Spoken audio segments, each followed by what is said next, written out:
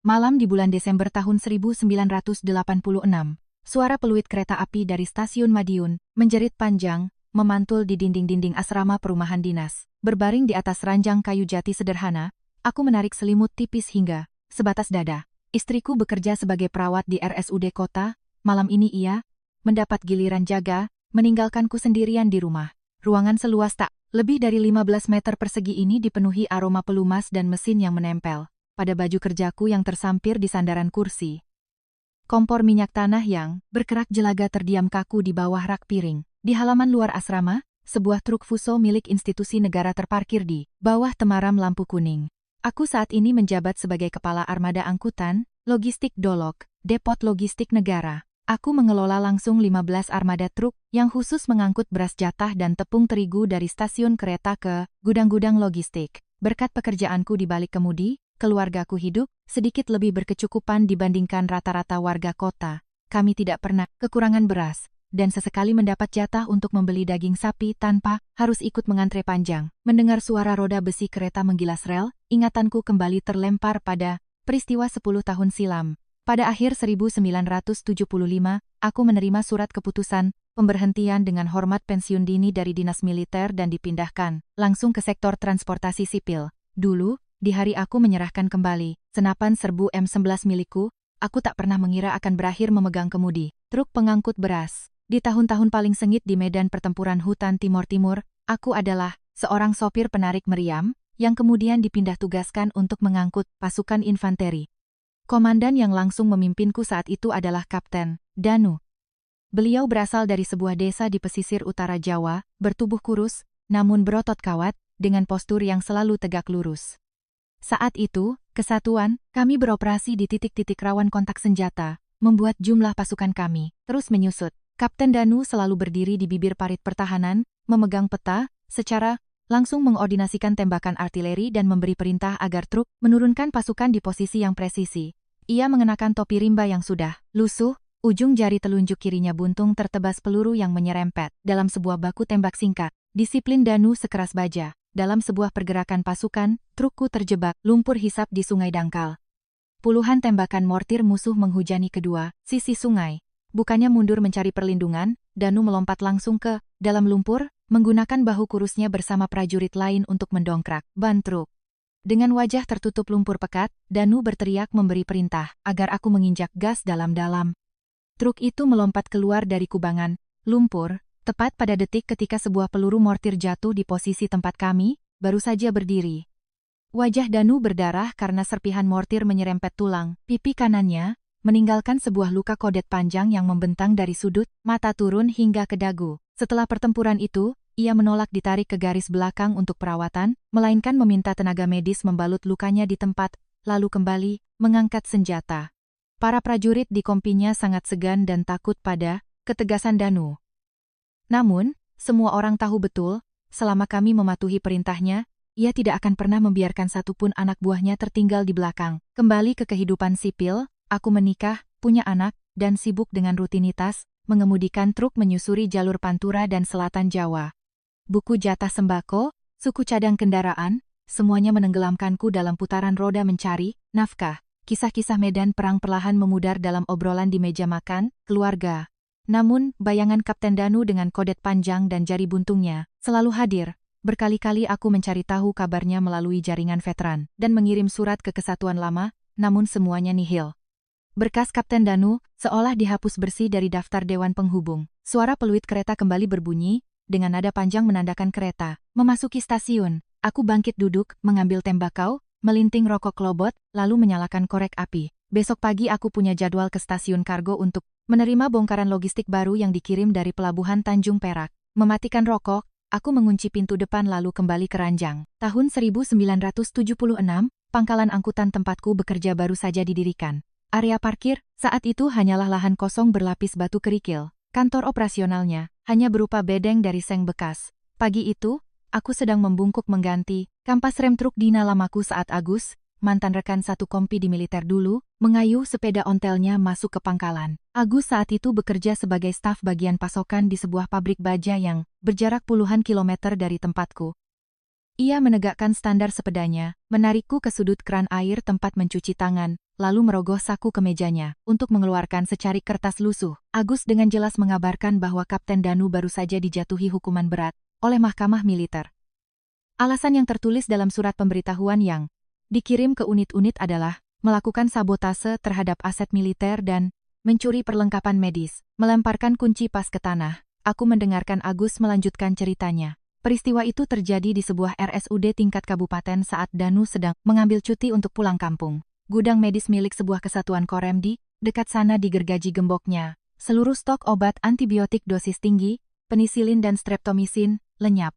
Penyelidik militer dengan cepat menemukan bahwa Danulah pelakunya. Dengan hukum militer yang sangat ketat, tindakan menggergaji gudang medis untuk mengambil obat dikategorikan sebagai aksi sabotase. Danu dilucuti dari seluruh pangkat kemiliterannya oleh Mahkamah Militer, dipecat secara tidak hormat dari institusi, dan dipaksa kembali menjadi warga sipil saat itu juga. Seluruh hak, pensiun dan tunjangan seorang perwira militer dicabut tak bersisa. Aku tak bisa menerima kenyataan ini. Seorang komandan yang pernah membagikan jatah biskuit ransumnya untuk anak buahnya, yang berani terjun ke lumpur, mendongkrak truk di bawah hujan mortir, tidak mungkin menjadi seorang pencuri. Rendahan, sore itu juga, aku menulis surat cuti 3 hari. Mengambil bus akap, antar kota, antar provinsi jarak jauh, aku pergi menuju markas komando batalion lamaku. Jalanan bergelombang membuat debu merah menempel tebal di kaca bus. Tiba di gerbang markas, aku meminta izin untuk bertemu langsung dengan perwira personalia. Yang menemuiku adalah seorang ajudan muda. Ia membalik-balik buku besar bersampul tebal, lalu mengonfirmasi bahwa apa yang dikatakan Agus benar adanya. Hukuman telah dieksekusi seminggu sebelumnya. Danu telah mengembalikan seluruh atribut militernya, menerima surat keputusan pemecatan, lalu mengangkat ranselnya dan pergi dari kesatuan. Tak ada yang tahu kemana ia pergi.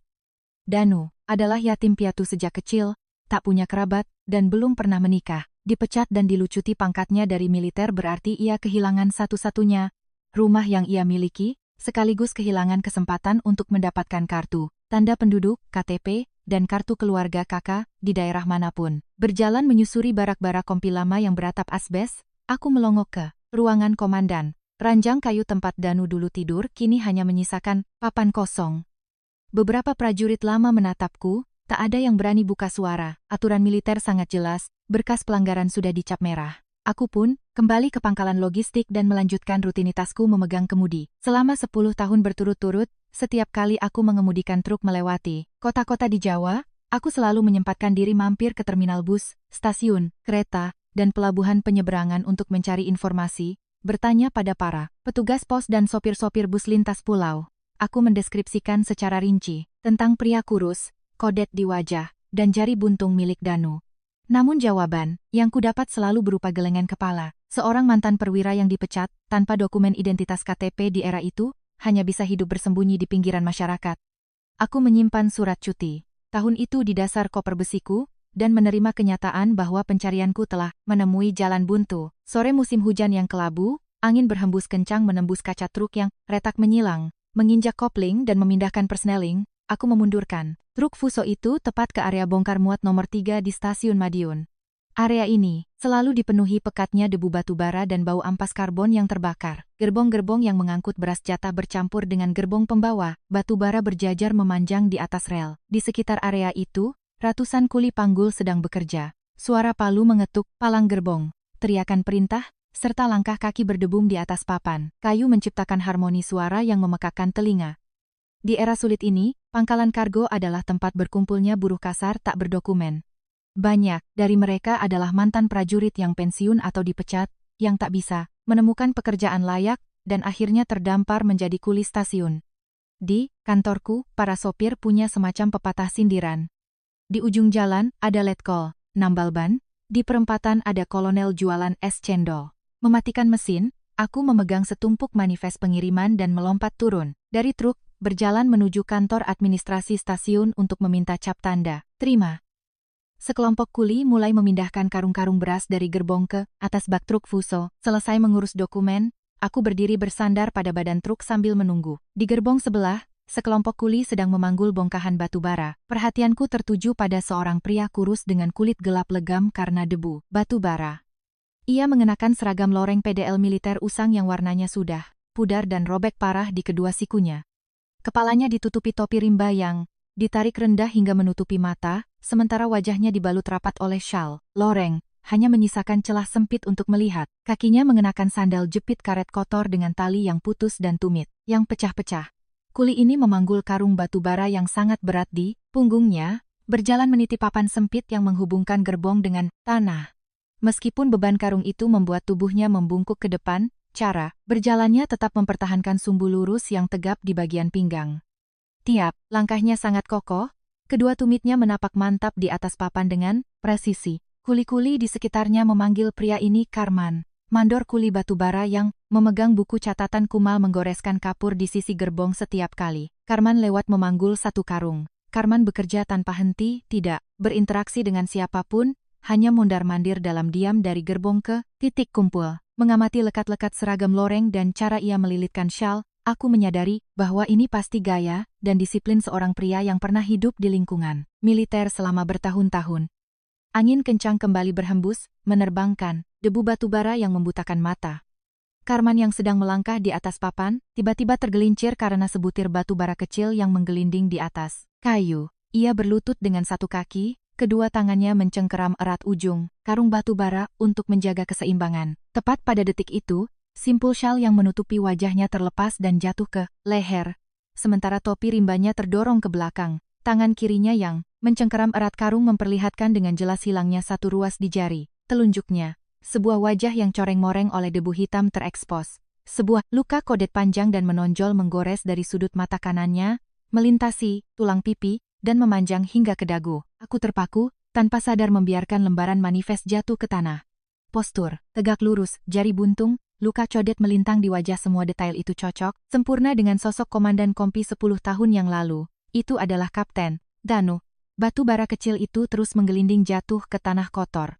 Kuli bernama Karman itu dengan cepat menjulurkan tangan kirinya menangkap ujung karung, menggunakan kekuatan pundaknya untuk kembali mengangkat beban itu ke punggungnya.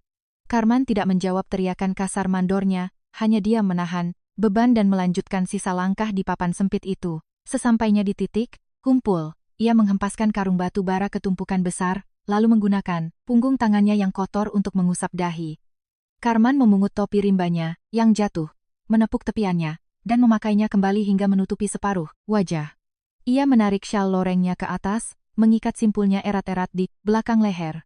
Semua gerakannya cepat, ringkas, dan akurat persis seperti cara seorang prajurit berkamuflase di parit pertahanan. Aku bergegas melintasi rel, menyelinap di antara dua gerobak dorong yang menghalangi jalan, dan langsung mendekati pria yang baru saja meletakkan karung itu. Suara mesin diesel dari alat berat pengeruk ampas batu bara di dekat situ bergemuruh, menutupi suara peluit stasiun. Karman membalikkan badan, bersiap kembali ke gerbong. Aku mengulurkan tangan, menghadang tepat di depannya, menutup satu-satunya jalan. Karman berhenti, melangkah, tumitnya menapak kuat pada pecahan batu bara, menciptakan suara gemeretak keras. Ia mundur setengah langkah, matanya menatap lurus ke arah dada, ke mejaku, sama sekali tidak mendongak. Aku meninggikan suara di tengah kebisingan stasiun kargo itu.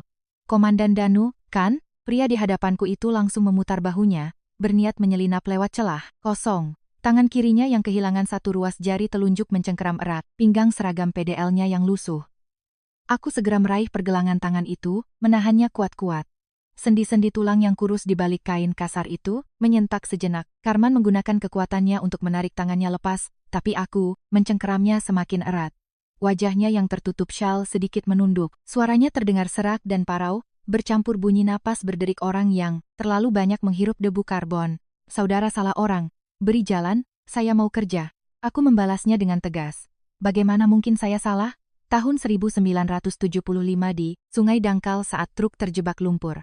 Komandan lompat ke bawah mendongkrak ban bersamaku. Luka kodet itu karena serpihan mortir. Jari telunjuk kiri, komandan buntung. Saya Budi, mantan sopir penarik meriam anak buah komandan. Kuli panggul itu terdiam kaku. Punggungnya yang sejak tadi membungkuk, tiba-tiba tegak lurus karena refleks. Postur sikap sempurna seorang perwira meski dibalut, pakaian kompang camping tidak akan pernah bisa disembunyikan. Beberapa saat kemudian, kedua bahunya merosot turun. Karman perlahan mengangkat tangan kanannya, menarik syal penutup wajahnya hingga ke leher. Luka kodet panjang itu terekspos sepenuhnya di bawah cahaya senja yang remang-remang. Luka itu membentuk garis diagonal yang merobek dalam tulang pipinya, membuat ujung mata kanannya sedikit tertarik ke atas. Debu batu bara yang menempel di permukaan luka membuatnya terlihat semakin kontras. Danu menatapku, menoleh melihat mandor yang sedang mencoret buku catatannya di kejauhan, lalu mengedikkan dagunya ke arah keran air umum di sudut stasiun. Kami berdua berjalan dalam bisu ke arah sana. Sudut keran air umum itu berlapis bata merah yang berlumut.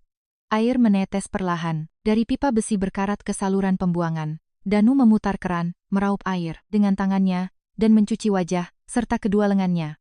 Saat lapisan debu hitam itu luruh, terungkaplah kulit gelap keriput yang menua jauh sebelum waktunya. Selesai membasuh diri, Danu memeras syal lorengnya, menggunakannya untuk mengelap wajah, lalu menggantungkannya di dahan pohon seri. Ia menarik sebuah ransel punggung militer warna hijau pudar dari tumpukan barang milik para kuli panggul. Bagian bawah ransel itu dipenuhi tambalan dari berbagai jenis kain. Danu membuka tutup ransel dan mengeluarkan sebuah rantang aluminium yang sudah penyok.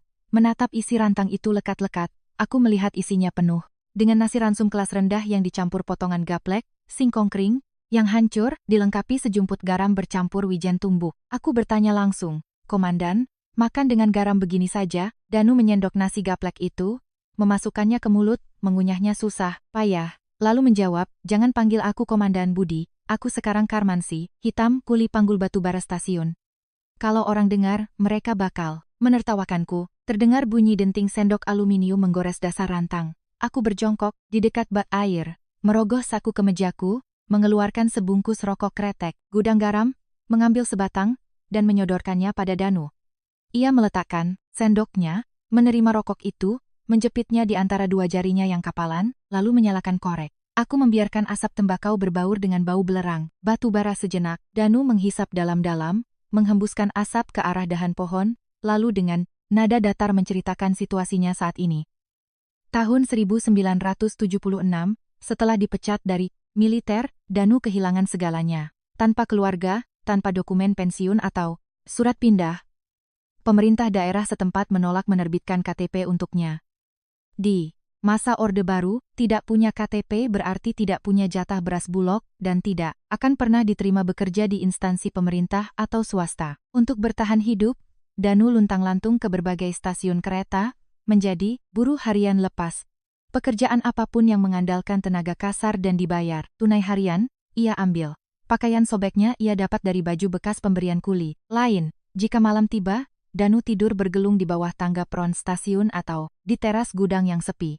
Selama 10 tahun ini, identitas Kapten Danu telah terhapus. Semua orang di stasiun kargo ini hanya tahu ada seorang kuli bernama Karman yang bekerja tanpa pernah mengeluh, menerima upah harian demi menukar sebungkus beras kualitas paling buruk di pasar gelap. Mendengar cerita Danu, mataku tertuju lekat-lekat pada sandal karet putus di kakinya. Tangan yang memegang rantang itu dipenuhi urat biru yang menonjol, buku-buku jarinya membesar dan menebal dengan kapalan yang sekeras tanduk.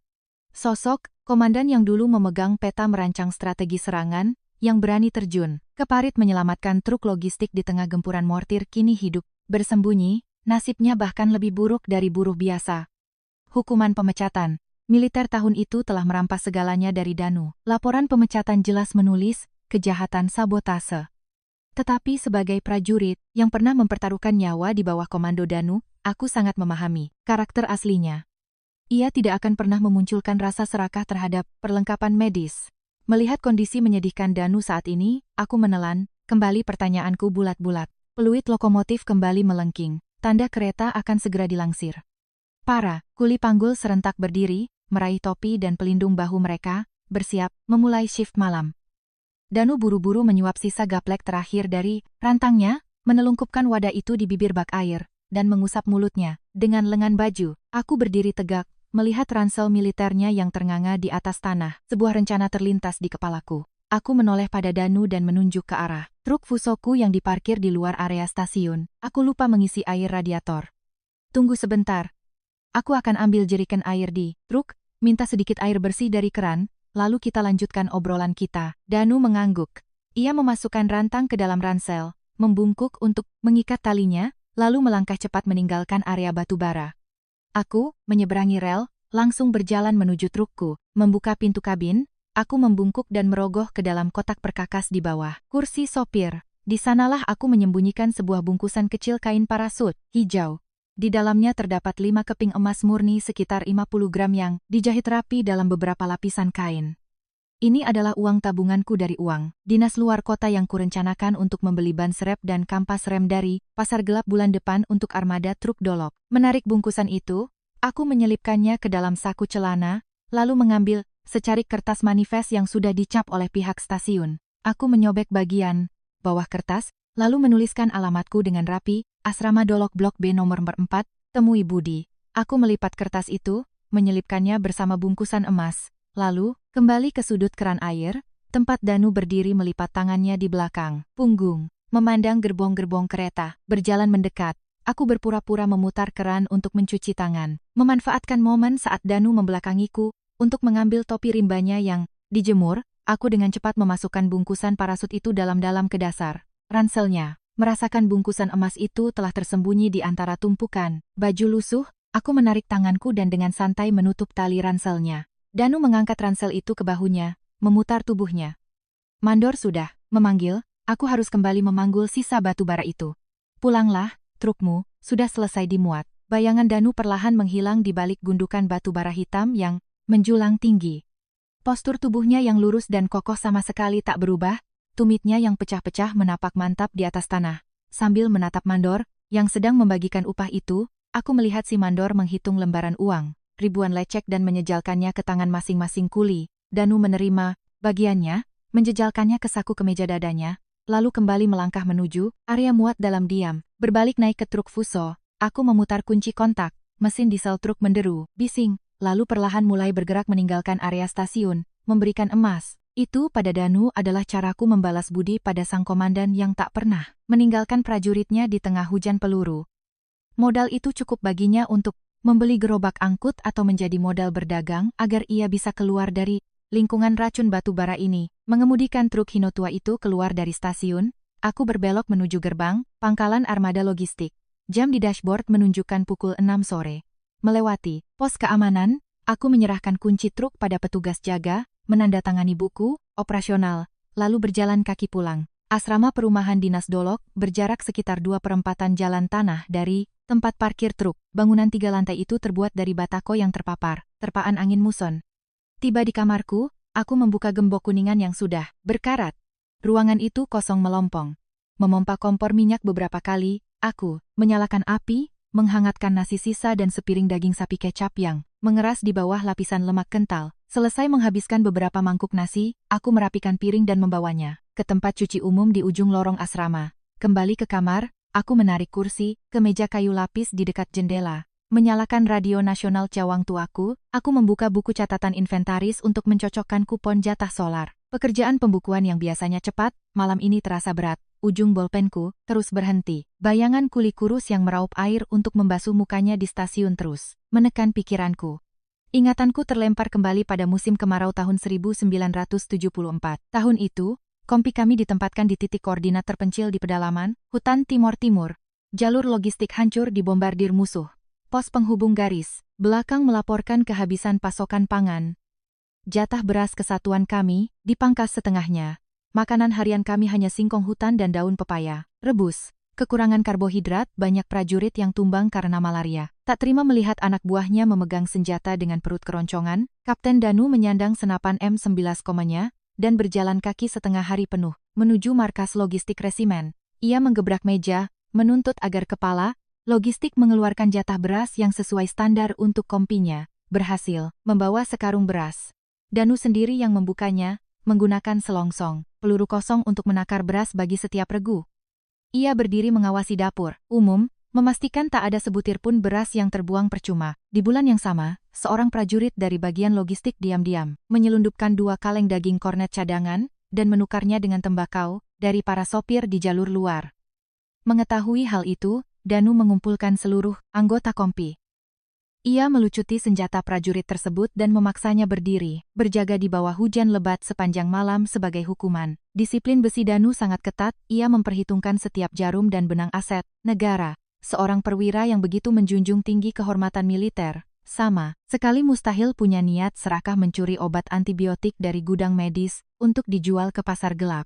Tuduhan sabotase di surat pemecatan itu pasti menyembunyikan fakta gelap yang tak pernah dipublikasikan. Angin malam berhembus kencang, membuat dua daun jendela kayu berbenturan, menimbulkan suara brak-brak. Mengunci gerendel jendela dan mematikan radio, aku merebahkan diri di ranjang, menarik selimut setinggi mungkin. Menghitung dengan harga pasar saat ini, 5 keping emas murni itu sudah lebih dari cukup bagi Danu untuk membeli gerobak angkut. Suara peluit kereta kembali menjerit di stasiun kota. Aku memaksakan diri memejamkan mata, mencoba tenggelam dalam tidur. Pukul 11 malam, area asrama dinas telah hening total. Suara dengkuran tetangga terdengar samar menembus dinding batako yang tipis. Saat aku mulai terlelap, dalam setengah mimpi, aku mendengar langkah kaki tergesa-gesa berlari di koridor semen. Suara sandal jepitan beradu cepat dari ujung tangga lantai 3 menuju kamarku. Tepat setelahnya, terdengar gedoran panik di pintu, duk-duk-duk. Terkejut dan langsung terbangun, aku membuka gerendel pintu. Pak Trisno, penjaga malam asrama, berdiri di luar sambil mengenakan jas hujan tebal yang basah oleh embun, tangannya memegang senter aluminium besar. Aku buru-buru bertanya, ada apa Pak Trisno malam-malam naik ke atas? Pak Trisno terengah-engah menjawab, di bawah ada orang mencari Mas Budi. Orang ini pakaiannya gembel sekali, penuh debu batu bara. Dia sudah berdiri di luar pagar kawat berduri sejak maghrib tadi.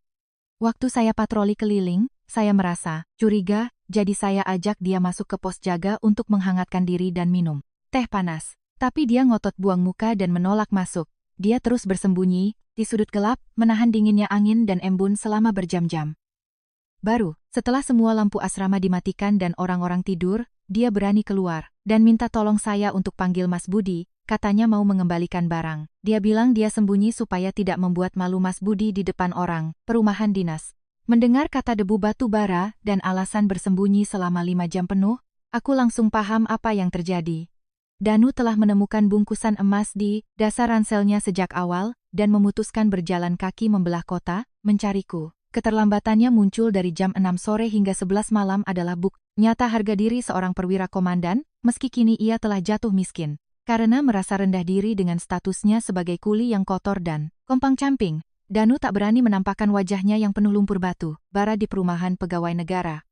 Ia rela menahan dingin yang menusuk tulang selama berjam-jam di luar, menunggu hingga tengah malam yang sepi baru, memanggilku, semata-mata agar tidak mencoreng kehormatan mantan anak buahnya. Aku segera berbalik ke arah gantungan baju. Menyambar jaket militer tebal, peninggalanku dan mengenakannya, aku menyelipkan sandal jepit karet swallow ke kakiku, mengunci kamar, lalu berlari turun mengikuti Pak Trisno. Lorong asrama begitu sepi. Lampu pijar kecil di bordes tangga memancarkan cahaya kemerahan yang redup.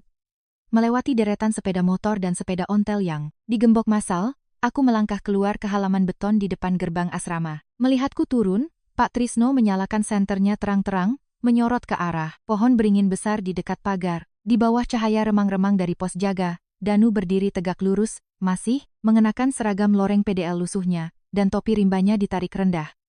Syal, lorengnya kembali melilit lehernya, menyembunyikan codet panjangnya. Danu memeluk erat ransel militernya di dada, kedua tangannya mencengkeram tali tas. Tumit kakinya yang pecah-pecah menapak kokoh di tanah aspal, lalu ia melangkah, lurus menuju arah beringin. Aku melihat Danu maju selangkah, melepaskan satu tangannya dari tali ransel, lalu mengulurkannya lurus ke depan. Berhenti setengah meter dari Danu, aku menatap lurus pada tangan kirinya yang buntung yang kini terbuka. Bungkusan parasut hijau berisi 5 keping emas itu tergeletak rapi di atas telapak tangannya yang kapalan. Secarik kertas berisi alamatku terselip hati-hati di bawah simpul ikatannya. Suara seraknya yang khas pekerja penghirup batu bara terdengar jelas di tengah sunyinya malam. Kamu meninggalkan barangmu di ranselku. Ambil kembali. Mencengkeram bungkusan kain itu, aku berusaha keras menjelaskan niatku. Aku tidak meninggalkannya, Komandan. Aku sengaja memberikannya sebagai modal. Emas, ini cukup untuk mengurus pembuatan KTP dan membeli gerobak angkut. Komandan, ambillah, cari jalan hidup yang lebih baik. Memanggul batu bara terus di stasiun, badanmu tidak akan kuat. Danu menepis tanganku dengan kasar, mundur setengah langkah untuk menciptakan jarak. Ia berdiri tegak, membenarkan tali ransel yang menyilang di bahunya, lalu berbicara dengan sangat tegas. Disiplin adalah disiplin. Aturan militer melarang kita mengambil sepeser pun barang milik rakyat. Apalagi ini adalah keringat darah rekan seperjuangan. Kamu, kepala armada truk dinas, ambil emas ini dan gunakan untuk membeli onderdil negaramu. Itu bukan urusanku. Aku membuka mulut, berniat membantah sikap keras kepalanya. Tepat pada detik itu, dari arah perempatan Jalan Sudirman, sebuah sorot lampu bertenaga tinggi menyapu deretan pohon cemara. Suara mesin kendaraan besar mengaum membelah kesunyian. Sebuah mobil Jeep militer Toyota Land Cruiser dengan kanopi kanvas hijau dan pelat nomor merah khas Kesatuan TNI melaju dengan kecepatan tinggi, mengarah langsung ke gerbang asrama. Sorot lampu jauh dari moncong mobil Jeep itu menyapu sepanjang tembok pagar, lalu berhenti tepat menyinari posisi di bawah pohon beringin tempatku dan Danu berdiri. Mobil Jeep itu mengerem mendadak, berhenti tak sampai 5 meter dari kami. Suara ban karet yang menggesek aspal menghasilkan bunyi memekakkan telinga. Pintu-pintu Jeep terbuka secara bersamaan di kedua sisi. 3 pria melangkah, cepat turun dari mobil. Satu orang mengenakan seragam polisi coklat dari polsek setempat. Orang kedua adalah seorang ajudan muda berseragam hijau militer dengan tanda pangkat merah menyala di kerahnya, tangannya memeluk koper kulit hitam. Orang terakhir, mengenakan jaket tebal perwira tinggi militer, turun dari kursi penumpang depan. Melihat aparat kepolisian dan militer muncul bersamaan di tengah malam buta, benakku langsung membayangkan skenario terburuk. Kupikir pemerintah kota dan Komando Daerah Militer, Kodam, sedang menggelar razia penertiban administrasi, gabungan untuk menangkap buruh ilegal tak beridentitas. Status Danu yang membawa catatan pemecatan berat mahkamah militer, ditambah kondisinya yang tanpa KTP, menjadikannya target operasi. Insting melindungi rekan seperjuangan langsung mengambil alih. Aku bergegas maju setengah langkah, menggunakan tubuhku untuk menutupi Danu, bersiap menghadapi polisi lokal yang kini berjalan mendekat. Polisi itu melangkah maju, tangan kanannya siaga di atas sarung pistol, tangan kirinya memegang senter aluminium besar yang disorotkan tepat ke wajah si kuli, panggul. Polisi itu dengan tegas memerintahkan subjek untuk mengangkat kedua tangan dan menyebutkan nama serta menunjukkan KTP. Cahaya senter menampakkan dengan jelas seragam loreng sobek dan wajah Danu yang cemong oleh debu. Pak Trisno, sang penjaga malam, berlari keluar dari pos dengan panik, tergagap tak tahu harus berbuat apa. Reaksi Danu sepenuhnya bertolak belakang dengan kepanikanku. Ia menggunakan tangan kirinya yang buntung untuk mendorong bahuku kuat-kuat ke samping, dengan keras menolak perlindunganku. Ia tidak lari, tidak mundur. Danu menyejakkan tumitnya kuat-kuat. Kedua tangannya dibiarkan jatuh lurus merapat di sisi paha, persis mematuhi peraturan baris berbaris. Sikap sempurna seorang perwira meski dibalut pakaian gembel tidak goyah sedikitpun. Sumbu punggungnya lurus, sempurna, matanya menatap tajam langsung ke mata sang polisi. Suara parau Danu terdengar jelas dan lantang. Ia mengaku bernama Karman, bekerja sebagai kuli angkut serabutan di stasiun kota. Ia mengonfirmasi bahwa dirinya tidak memiliki KTP, tidak terdaftar di kartu keluarga manapun, dan saat ini tidur menginap di bawah kolong tangga peron stasiun. Setiap kata diucapkannya, tanpa ragu, tak ada satupun fakta buruk tentang hidup luntang-lantungnya yang ia tutupi. Polisi itu mengernyitkan dahi, mundur selangkah, lalu tangannya bergerak ke pinggang berniat mengeluarkan borgol besi. Aku buru-buru bersuara mencoba mencegahnya, menyebutkan jabatanku sebagai kepala armada angkutan dolok, dan bersedia pasang badan sebagai penjamin pria ini. Tepat saat itu, pria yang mengenakan jaket perwira militer tinggi melangkah perlahan dari arah mobil Jeep. Dia adalah Letnan Kolonel Suryo, mantan perwira, komisaris politik, pembina mental, kesatuan batalion kami 10 tahun lalu, yang kini menyandang pangkat letkol dengan bunga melati 2 di pundaknya. Ia mengangkat tangan kanannya setinggi dada, memberi isyarat agar polisi itu menghentikan seluruh tindakannya. Letkol Suryo melangkah melewati genangan air di lapangan beton, mendekat langsung ke bawah pohon beringin. Cahaya lampu dari Jeep menyorot jelas, rambutnya yang kini telah beruban. Perwira menengah itu berhenti dalam jarak tak sampai sedepa dari Danu. Matanya mengamati dengan saksama setiap detail, menyedihkan pada sosok hancur di depannya. Pandangannya bergerak dari topi rimba, yang sudah lapuk, seragam loreng robek di kedua siku, turun ke sandal jepit, putus. Terakhir, pandangannya terkunci pada telapak tangan kiri yang kehilangan, satu ruas jari telunjuk, yang kini tertempel rapat di jahitan celana, serta todet panjang yang merobek pipi gelap sang kuli. Beberapa daun jendela di lantai 2 terdengar terbuka berderit. Para tetangga asrama menjulurkan kepala mereka untuk mengintip, namun tak satu pun berani mengeluarkan suara. Suasana di asrama pegawai negeri itu jatuh dalam keheningan absolu. Letkol Suryo buru-buru menyimpan sapu tangannya ke saku dada. Mata sang perwira memerah menahan emosi. Ia melangkah cepat ke depan, mengabaikan seragam yang tertutup debu arang kotor, membuka kedua lengannya lebar-lebar berniat memeluk Danu. Dengan refleks luar biasa cepat, Danu mundur satu langkah lebar sebelum lengan mantan atasannya itu sempat menyentuh bahunya. Gerakan menghindar yang sangat tegas itu membuat Letkol Suryo tertegun di tengah jalan. Danu memukul tumitnya, berdiri dalam sikap sempurna, lalu mengangkat tangan kirinya yang buntung ke pelipis, memberikan hormat militer yang presisi. Ia mengangkat dagunya, suaranya, yang serak bergema jelas, dengan dingin menolak niat kedekatan sang komandan. Lama. Lapor, Letkol, saya saat ini adalah narapidana mahkamah militer yang telah dicabut seluruh pangkatnya, dan dipecat secara tidak hormat dari tubuh TNI. Jika komandan memeluk seorang penjahat yang berstatus pencuri aset negara di depan umum, itu merupakan pelanggaran tata tertib militer. Saya memohon komandan menjaga jarak. Jika kepolisian ingin melakukan penahanan atas pelanggaran saya di wilayah ini, silakan. Tapi sama sekali tidak boleh ada yang mencoreng kehormatan kesatuan batalion. Mendengar pemisahan identitas yang begitu lugas, pengakuan sebagai penjahat secara sukarela dari mulut Danu, Letkol Suryo menarik kembali kedua lengannya. Ia tidak marah, melainkan mengangguk menghargai harga diri sekeras baja dari mantan prajuritnya itu.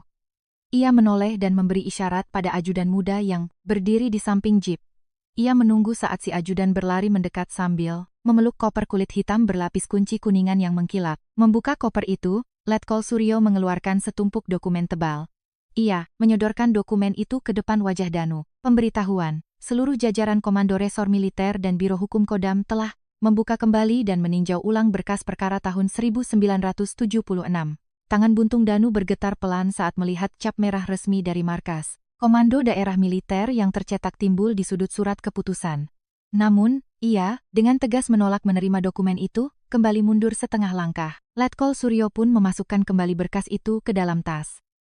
Ia menoleh ke arahku, mengonfirmasi bahwa aku memang Budi, mantan penarik meriam yang dulu berada di bawah komando Danu. Sang Letkol mulai menguraikan betapa sulitnya pencarian melacak jejak Danu. Dilucuti dari kemiliteran tanpa KTP, Danu menghilang sepenuhnya dari sistem pencatatan sipil. Namun, Biro Administrasi Kodam menemukan sebuah anomali besar di keluarga seorang prajurit komunikasi bernama Wawan, di sebuah desa terpencil di pesisir selatan Pacitan, Jawa Timur. Setiap bulan tanpa jeda selama 10 tahun terakhir, selalu ada kiriman uang yang dibungkus kertas koran bekas yang dikirim ke rumah Wawan. Uang itu dikirim melalui jaringan sopir bus akap lintas provinsi dan kondektur kereta api. Pengirim anonim itu selalu menitip pesan pada sopir untuk memberikannya langsung ke tangan istri Wawan.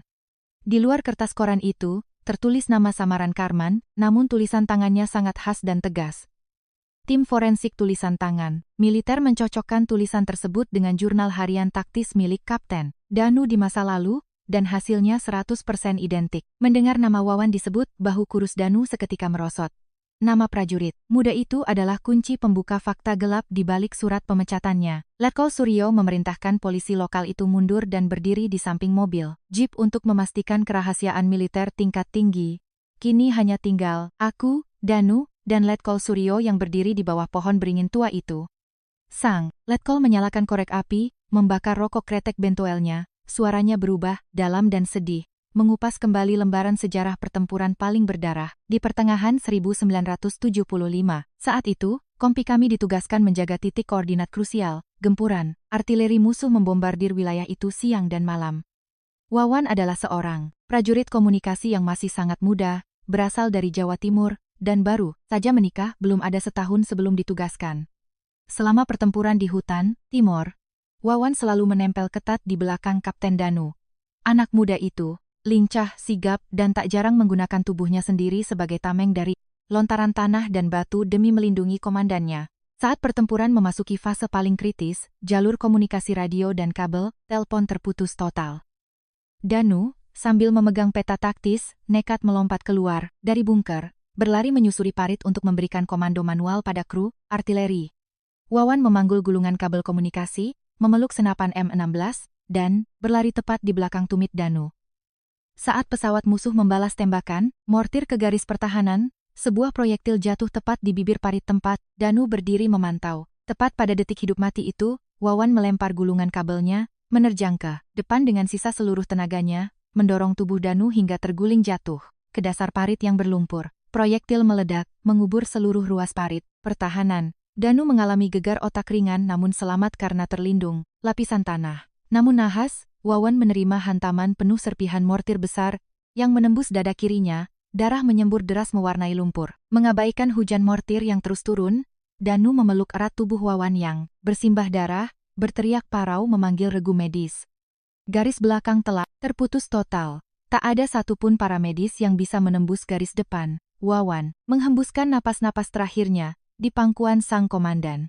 Prajurit muda itu menggunakan sisa tenaganya untuk merogoh saku seragamnya yang sobek moyak dan mengeluarkan secarik kertas yang dibungkus plastik bening. Itu adalah surat dari istrinya di kampung halaman yang mengabarkan bahwa ia baru saja melahirkan seorang bayi perempuan yang sehat. Surat bernoda darah itu ditekankan kuat-kuat ke telapak tangan buntung Kapten Danu. Wawan sama sekali tak menitipkan pesan apapun tentang dirinya sendiri.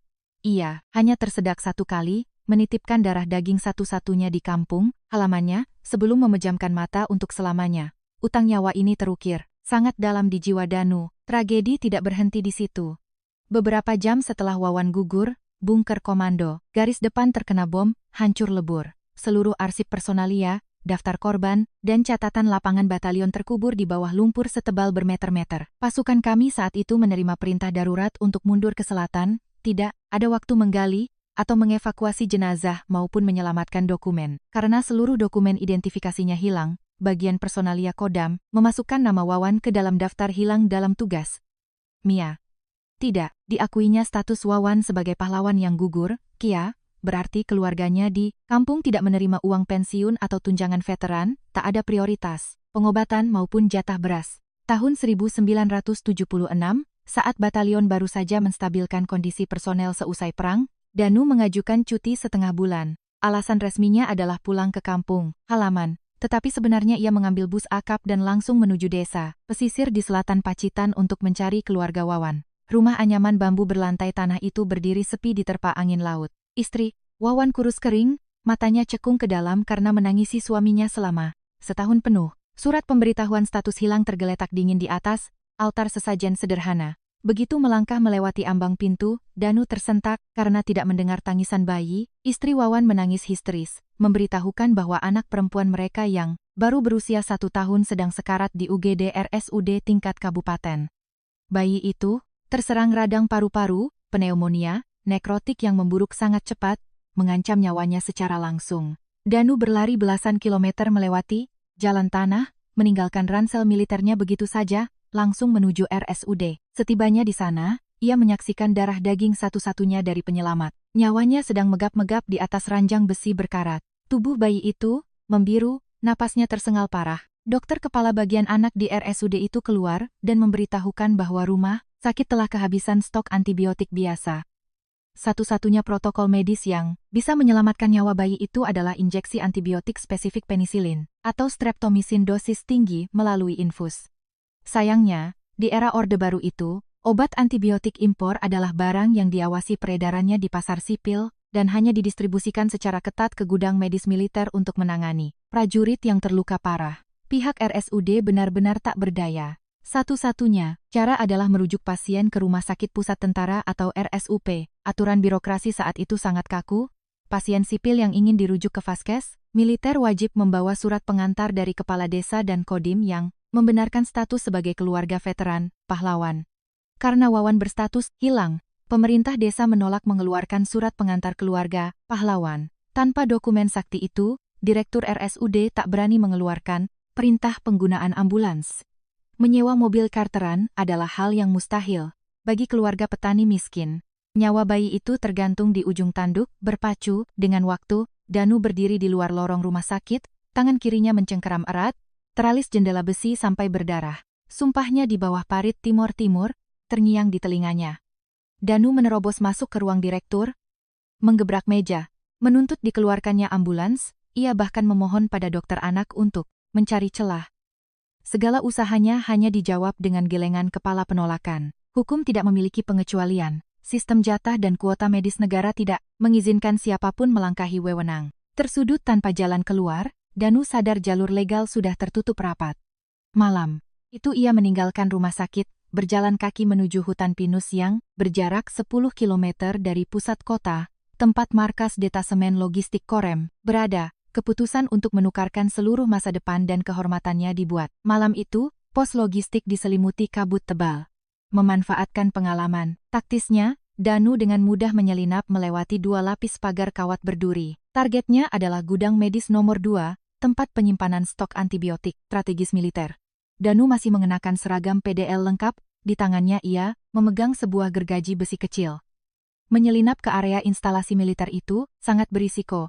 Jika penjaga memergokinya, ia bisa ditembak mati di tempat. Namun bayangan bayi yang membiru di ranjang besi menghapus segala keraguannya. Danu bersembunyi di balik drum bensin kosong, menghitung presisi waktu. Pergantian giliran jaga patroli untuk mencapai pintu kayu berlapis seng gudang. Obat itu, gembok kuningan raksasa sebesar kepalan tangan mengunci rapat palang, pintu. Danu mengeluarkan gergaji besinya, melilitkan kain gombal di mata gergaji, untuk mematikan suara. Tangan kirinya yang buntung menahan badan gembok, tangan kanannya menggerakkan gergaji dengan ritme presisi. Bunyi logam bergesekan samar, terdengar, tenggelam bersama deru angin di sela-sela pinus. Hampir 1 jam kemudian, belenggu kuningan itu patah.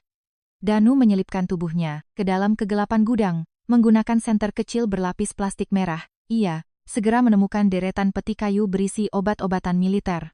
Tanpa ragu, ia mencongkel penutup peti, memasukkan kotak-kotak penisilin dan streptomisin dosis tinggi yang masih bersegel utuh ke dalam ranselnya. Ia hanya mengambil jumlah yang dibutuhkan untuk menyelesaikan protokol perawatan sang bayi. Berhasil keluar dari area korem dengan selamat, Danu berlari menerobos kegelapan. Malam, kembali ke RSUD Kabupaten. Subuh harinya, ia menerobos masuk ke ruang jaga bagian anak, melemparkan ransel berisi antibiotik terlarang itu ke atas meja dokter jaga. Melihat stok obat militer yang diawasi ketat itu, wajah dokter menjadi pucat pasi, menolak keras untuk menerima karena takut terjerat hukum. Danu tidak banyak bicara. Ia langsung mencabut pistol FN standar militer yang dibawanya dari kesatuan, lalu menggebrakannya ke atas meja. Dengan suara rendah, mengancam, ia menyatakan bahwa dirinya sendiri yang akan menanggung seluruh konsekuensi hukumnya, dan memerintahkan dokter tersebut untuk segera menyuntikkan obat itu kepada si bayi. Di bawah ancaman dari seorang perwira, dokter jaga itu terpaksa melarutkan obat dan menyuntikkannya ke infus anak perempuan Wawan. Keajaiban pun terjadi. Antibiotik spektrum luas itu bekerja sangat cepat. Hanya dalam setengah hari, sang bayi melewati masa kritisnya, napasnya kembali teratur. Setelah menyelesaikan utang nyawanya, Danu mengumpulkan sisa obat ke dalam ransel. Ia mencegat bus AK pertama, langsung menuju gerbang markas detasemen polisi militer Denpom Kodam. Ia menyerahkan ransel berisi obat beserta pistol FN-nya, lalu menyerahkan diri atas segala perbuatannya. Kasus pembobolan gudang medis itu dengan cepat dibuatkan berita acara. Pemeriksaan, BAP, tindakan Danu divonis dengan pasal sabotase aset militer dan pencurian logistik strategis. Mahkamah militer segera digelar, menggergaji. Gudang medis untuk mengambil antibiotik militer adalah kejahatan luar biasa di mata undang-undang kemiliteran. Di persidangan, Danu berdiri tegak di depan kursi pesakitan, mengakui seluruh dakwaan tanpa membela diri sedikit pun. Ia, secara sukarela memikul semua konsekuensinya, menolak membeberkan fakta bahwa ia menggunakan senjata untuk mengancam dokter, agar dokter tersebut tidak terseret hukum. Vonis final dijatuhkan. Danu dilucuti dari seluruh pangkat perwiranya, dicabut keanggotaannya, dan dipecat secara tidak hormat seketika itu juga. Seluruh hak pensiun, tunjangan veteran, dan kompensasi atas tahun-tahun pertempurannya hangus tak bersisa. Surat pemecatan itu berarti Danu berubah menjadi gelandangan di masa damai.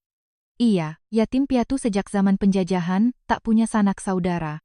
Sejak usia 17 tahun, ia memalsukan umurnya agar bisa masuk militer. Baginya barak adalah satu-satunya rumah, dan prajurit adalah darah dagingnya. Kini, pintu rumah itu ditutup paksa. Danu mengangkat ransel hijaunya yang sobek, berjalan keluar dari gerbang markas dengan tangan kosong. Tanpa surat pensiun atau dokumen pindah yang sah, pemerintah daerah enggan menerbitkan KTP untuknya. Di masa pemerintahan Orde Baru, tak punya KTP berarti tak punya hak mendapat jatah sembako pemerintah, tak punya hak dipekerjakan di BUMN atau perusahaan swasta manapun. Perwira yang pernah menerjang maut di medan perang ini resmi disingkirkan ke pinggiran sosial, hidup merayap di kasta terendah. Bukannya mencari simpati dari teman-teman lamanya, Danu justru menghukum dirinya sendiri dengan memutus seluruh kontak. Harga diri seorang prajurit tidak mengizinkannya menadahkan tangan meminta belas kasihan. Ia terdampar di stasiun kereta yang dipenuhi buruh kasar liar. Membuang nama aslinya, ia menggunakan nama Karman Si Hitam, bergabung dengan kelompok kuli panggul stasiun. Pekerjaan terberat seperti memanggul batu bara dan semen ia terima demi menukarnya dengan beras bulog kualitas terburuk. Tangannya yang dulu memegang kompas dan peta taktis, kini pecah-pecah bergesekan dengan serat karung goni. Malam hari, ia tidur kedinginan di bawah tangga peron atau emperan gudang. Uang upah harian yang sangat kecil, tak pernah ia gunakan untuk membeli pakaian, atau memperbaiki makanannya yang hanya berisi gaplek. Ia menabung mati-matian, menukar recehannya dengan uang kertas bernilai besar. Karena tak punya KTP untuk mengirim wesel pos, Danu diam-diam pergi ke terminal bus atau stasiun. Membayar. Sopir bus akap atau kondektur kereta, ia mengirimkan uang itu dalam gulungan koran tebal, dilem rapat, dengan tulisan pena Karman, untuk si enduk beserta alamat rumah Wawan. Bungkusan uang berbalut koran itulah yang menjadi satu-satunya nyawa penyambung hidup bagi janda muda itu untuk membesarkan anak. Pahlawan di tengah kerasnya himpitan ekonomi masa itu. 10 tahun mengasingkan diri di dasar jurang masyarakat, tak sekalipun Danu mengeluh atau menyimpan dendam atas putusan mahkamah militer. Udara di lapangan asrama semakin malam semakin menusuk tulang. Kabut tebal mengaburkan cahaya kuning dari lampu sorot mobil jeep militer itu. Aku berdiri, kaku membeku mendengar seluruh kebenaran yang baru saja diungkap Letkol Suryo. Pria yang dituduh mensabotase aset negara dan dibuang 10 tahun lalu, ternyata adalah seorang pahlawan komandan yang mengorbankan seluruh hidup dan identitasnya untuk menyelamatkan nyawa anak seorang penyelamatnya. Danu tidak mencuri untuk dirinya sendiri. Ia bertindak untuk melunasi utang darah di Parit Timur-Timur. Aku menoleh menatap Danu, di bawah bayangan topi rimbanya. Mata hitam gelapnya, tidak sedikit pun memancarkan aura menuntut keadilan. Kebisuan itu justru semakin menebalkan gurat penderitaan sang prajurit tua. Letkol Suryo melanjutkan ceritanya tentang pencarian selama 10 tahun. Pada awal tahun 1986, dalam sebuah misi evakuasi kerangka pahlawan di bekas medan pertempuran masa lalu, tim pencari Kodam secara tak sengaja menemukan sistem bunker komando garis depan yang runtuh. Di kedalaman 3 meter di bawah batu dan tanah, mereka menemukan kotak besi berkarat berisi daftar lengkap korban, peta, taktis, dan buku harian operasional kompi yang dibungkus plastik rapat. Berkat dokumen tak ternilai inilah, identitas Wawan dan puluhan prajurit yang hilang akhirnya terkonfirmasi dengan jelas. Mabes TNI segera memulihkan data, resmi, menetapkan Wawan gugur sebagai pahlawan kusuma bangsa. Surat kematian, resmi dan bintang jasa dikirim langsung dengan upacara penghormatan ke keluarga Wawan di pesisir Pacitan. Ketika perwira personalia tiba di lokasi untuk menyerahkan medali, istri Wawan membawa sebuah kotak kaleng peluru yang berisi tumpukan kertas koran menguning dan menyerahkannya kepada tim militer. Itu adalah ratusan lembar pembungkus uang yang dikirimkan melalui jaringan sopir bus dan kereta selama 10 tahun terakhir, yang telah menghidupi mereka. Tulisan pena yang tegas bertuliskan pengirim, Karman, membuat perwira militer itu tertegun. Ia segera membawa tumpukan koran itu kembali ke markas, menyerahkannya pada tim ahli forensik militer untuk dicocokkan dengan ratusan tulisan tangan perwira yang pernah bertugas di unit tersebut. Tim investigasi militer langsung menyebar ke terminal-terminal bus di sepanjang jalur Pantura, menginterogasi ratusan sopir bus malam jarak jauh. Para sopir membenarkan bahwa mereka sering dititipi bungkusan uang dalam koran oleh seorang kuli panggul kurus, dengan wajah codet panjang, dan tangan kiri buntung 1 jari. Hasil uji forensik memastikan bahwa tulisan itu 100% cocok dengan jurnal lapangan Kapten Danu sebelum tahun 1975. Markas Komando Daerah lantas membuka ulang kasus pembobolan gudang obat. Mereka mengirim utusan menemui mantan dokter kepala RSUD yang telah pensiun. Dokter tua itu menceritakan ulang kejadian malam tersebut, mengakui bahwa obat antibiotik langka yang dibawa Danulah yang telah menyelamatkan nyawa anak sang pahlawan, Wawan. Sejak detik itu, operasi pencarian skala besar dikerahkan oleh Markas Besar Kodam. Cahaya senter bertenaga tinggi dari ajudan militer itu menyapu area asrama, lalu berhenti di posisi koper kulit hitam itu. Letkol Suryo menerima dokumen dari tangan bawahannya, dengan hati-hati membuka pita merah yang mengikat map karton tersebut.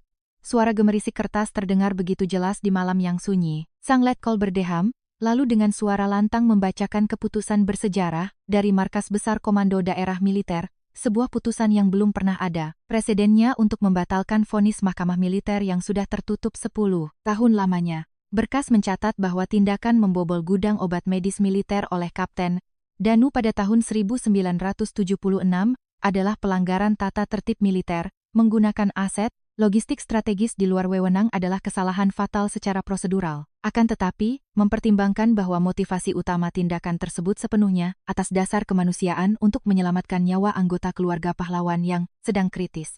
mempertimbangkan bahwa seluruh obat digunakan murni untuk tujuan medis, bukan untuk memperkaya diri atau dijual ke pasar gelap, mempertimbangkan dedikasi tanpa batas yang telah diberikan sepanjang perang operasi oleh Kapten Danu, dan secara khusus, mempertimbangkan tindakan sukarela mengasingkan diri, menjadi buruh kasar demi membiayai hidup anak pahlawan secara diam-diam, selama 10 tahun penuh, yang merepresentasikan makna paling sakral dari Persaudaraan Korps Militer. Dewan Jenderal Kodam telah mengadakan sidang pleno khusus, putusan pemecatan dan pencabutan hak 10 tahun lalu, meski sah menurut prosedur keadaan darurat massa, itu dianggap mengabaikan aspek humanis dalam mengevaluasi kondisi pasca perang. Kekakuan birokrasi dan administrasi kesehatan di masa itu telah menyudutkan sang komandan ke tepi jurang, memaksanya memilih antara kepatuhan pada hierarki militer dan nyawa seorang manusia. Oleh sebab itu, Panglima mengeluarkan surat keputusan pengampunan khusus, secara resmi membatalkan dan mencabut seluruh putusan Mahkamah Militer tahun 1976 atas nama Saudara Danu. Letkol Suryo membaca lantang setiap kata dalam surat pemulihan kehormatan itu. Danu dikembalikan secara penuh pada pangkatnya sebagai perwira menengah Tentara Nasional Indonesia. Seluruh hak kompensasi, pensiun, dan tunjangan veteran yang ditahan selama 10 tahun akan dirapel dan dibayarkan penuh oleh negara. Militer akan menerbitkan dokumen KTP baru, memfasilitasi pembuatan KK, dan menyediakan posisi administrasi yang sesuai dengan kondisi fisik terkini sang veteran perang. Cahaya keadilan akhirnya menyinari sudut paling gelap, mencuci bersih noda hitam, dan tuduhan palsu yang membelenggu nama Kapten Danu. Pria yang dicap sebagai perusak aset negara ini kembali diakui identitasnya secara utuh sebagai seorang prajurit Sabta Marga di hadapan perwira kepolisian lokal. Angin hujan berhembus keras, menggoyangkan dahan beringin. Suasana magis dan sakral menyelimuti seluruh asrama pegawai itu. Tarikan napas tertahan terdengar dari arah pos jaga, tempat Pak Trisno menjadi saksi hidup sebuah momen bersejarah. Ajudan militer itu meletakkan koper kulitnya, lalu mengangkat satu set seragam PDU, pakaian dinas upacara, TNI berwarna hijau zaitun yang masih wangi kain baru. Di kerah pundak seragam itu, berkilau 3 balok emas tanda kepangkatan, kapten pangkat yang disandang Danu sesaat sebelum ia dijatuhi hukuman. Letkol Suryo menerima seragam itu, mengibaskannya dengan rapi. Ia melangkah maju, menempel pada Danu, lalu dengan tangannya sendiri, ia memakaikan jas perwira. Yang baru dan wangi itu menutupi bahu kurus serta tubuh kotor sang kuli stasiun. Kain wol gabardin berkualitas tinggi itu, kini menutupi kemeja loreng sobek, menyembunyikan debu karbon yang telah menempel selama 10 tahun. Sang perwira, menengah itu mengancingkan setiap kancing kuningan berlambang Garuda, mengusap kerah bajunya hingga rapi. Tindakan seorang letkol yang memakaikan baju dengan tangannya sendiri kepada pria yang baru saja menamakan dirinya penjahat, menunjukkan rasa hormat tertinggi pada keberanian komandan lapangan. Danu berdiri terpaku di tempatnya. Seragam militer itu kebesaran di tubuhnya, yang menyusut dan kerempeng karena diforsir kerja paksa selama 10 tahun. Menunduk menatap 3 balok emas di bahunya, lalu mendongak menatap lurus mata komandan lamanya. Tangan kirinya yang buntung bergerak perlahan menyentuh kain wol tebal itu. Inilah satu-satunya rumah yang pernah direnggut darinya, kehormatan yang ia pikir sudah musnah untuk selamanya. Mata yang gelap karena debu karbon itu berkedip beberapa kali. Postur sikap sempurna sang prajurit tak pernah hilang. Kini, dibalut seragam kebesaran yang baru, ia tampak semakin gagah dan tak tergoyahkan. Mengancingkan kancing terakhir, Letkol Suryo mundur selangkah, menjejakkan tumit, botnya kuat-kuat dalam sikap sempurna. Ia mengangkat tangan kanannya ke ujung alis, memberikan hormat militer yang paling sakral penghormatan dari seorang perwira tinggi kepada mantan bawahannya yang telah menanggung derita ketidakadilan bertahun-tahun. Sang ajudan militer dan perwira polisi lokal itu serentak memukul tumit, mengangkat tangan memberi hormat dengan sangat hikmat. Di bawah cahaya lampu jalan yang kekuningan, pemandangan pria kurus berwajah codet, mengenakan seragam kebesaran perwira yang kebesaran, terpatri kuat dalam benak setiap orang yang melihatnya. Terpahat bak sebuah monumen hidup tentang persaudaraan sejati para prajurit. Di tengah kepungan tangan-tangan yang mengangkat hormat, Danu menurunkan tangan kirinya yang buntung. Ia membalikkan badan ke arahku, satu-satunya mantan anak buahnya yang ada di sana. Wajahnya yang kasar dan berbekas luka itu tetap menunjukkan ketenangan mutlak. Dengan gerakan tegas seorang komandan kompi, Danu mengulurkan tangan kirinya lurus ke depanku. Bungkusan kain hijau berisi 50 gram. Emas murni tergeletak utuh di atas telapak tangannya yang kapalan dan pecah-pecah. Perintahnya terdengar mutlak. Ambil kembali emas ini. Aku menerima surat keputusan pemulihan dari Kodam, tapi barang milik institusimu, tidak ada alasan bagiku untuk menahannya. Aku berdiri terpaku, tak berani menjulurkan tangan menerimanya, melihat seragam PDU yang kedodoran di tubuh kurus itu, lalu melirik bungkusan emas yang sengaja kuselipkan sore tadi. Aku memberanikan diri. Komandan sudah dikembalikan pangkatnya, tapi fisik komandan sudah habis. Emas ini adalah hadiah dariku untuk masa pemulihan komandan. Anggap saja ini bakti tulus dari mantan prajurit. Penarik meriam.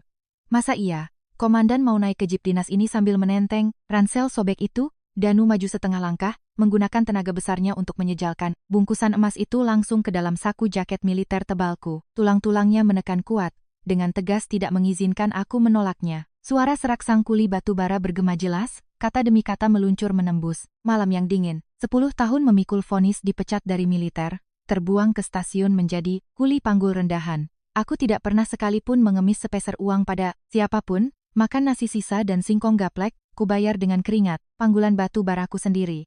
Aku ini pria yang divonis bersalah, Budi, tapi aku tak pernah sekalipun membuang harga diri prajurit Sapta Marga. Kamu adalah kepala armada logistik milik negara. Modal ini harus kamu gunakan untuk membeli onderdil, kampas rem, dan merawat truk-truk institusi kita. Aturan militer melarang memakan uang rakyat dan terlebih lagi melarang memanfaatkan belas kasihan kawan seperjuangan demi keuntungan pribadi. Selesai bicara, Danu mengancingkan saku jaketku erat-erat.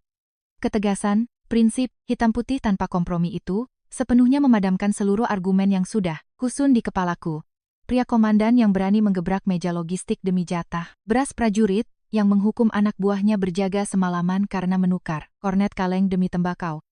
Karakter dasar manusia ini tak berubah sedikit pun setelah 10 tahun menjadi kuli panggul di kerak masyarakat terbawah. Kehormatan seorang patriot sejati tak bisa diukur dan dibeli dengan kepingan emas dalam bentuk apapun. Kehormatan itu ditempa dari rasa harga diri yang absolut, bahkan ketika tubuhnya hanya dibalut pakaian gembel paling lusuh, sekalipun membiarkan emas itu terkubur diam di dalam sakuku, aku tak berani lagi membuka mulut.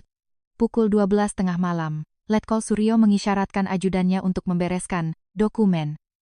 Ia berbalik dan memberitahu Danu bahwa Jeep Toyota Land Cruiser berplat merah itu sudah menyala, bersedia membawanya ke Rumah Sakit Pusat Angkatan Darat, RSPAD, Kodam malam ini juga.